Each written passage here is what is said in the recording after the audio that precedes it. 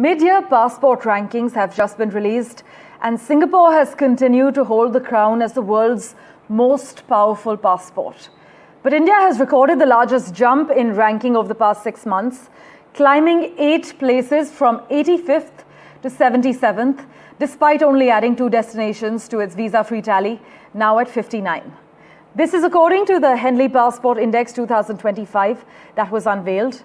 Currently, Malaysia, Indonesia, Maldives and Thailand are some countries that offer visa-free access to Indian passport holders, and countries such as Sri Lanka and Myanmar and Macau offer visa on arrival. But for the latest insights from the Henley Passport Index, let's go across to Vishal Vivek, who's been tracking the latest. Vishal, it's revealed that a significant transformation in mobility across the globe through this index, with Asian countries actually taking the lead? That is exactly right, and this is India's biggest leap as far as the index of the rankings of the global passports are concerned. So India has climbed 8 spots on the global index published by Henley, as you mentioned earlier. Earlier, India was ranked 85th, and now it's moved to the 77th spot. This comes after, a few months ago, India had dropped in the ranking. So this is a welcome news. And this means visa-free entry to 59 countries. So Indians will be able to fly out to as many as 59 countries without the requirement of any visas. And this also means visa on arrival to countries such as Sri Lanka, Macau, and 57 other countries. Both Sri Lanka and Macau are some of the most important tourist destinations in Asia. So that's a shot in the arm for both tourism in those countries and also Indians who want to travel to those countries.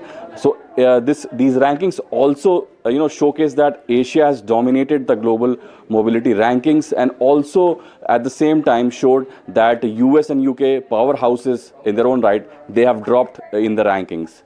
So what does this actually mean, these rankings? The first one is that travel freedom. The higher you are in the rankings, the easier is for Indians to go to as many countries. The number of countries you can explore significantly increases. The second one is global mobility. It shows that stronger passport means fewer visa hassles for work, study or tourism. Then there is national soft power. This is about diplomacy, how India has portrayed itself on the international arena through soft power. That is also signified through these rankings. And lastly, economic opportunity. So ease of doing business, international jobs and investments. These are some of the things that Indians can really benefit as far as these rankings are concerned. And the higher the rankings, the more beneficial it will be for Indians.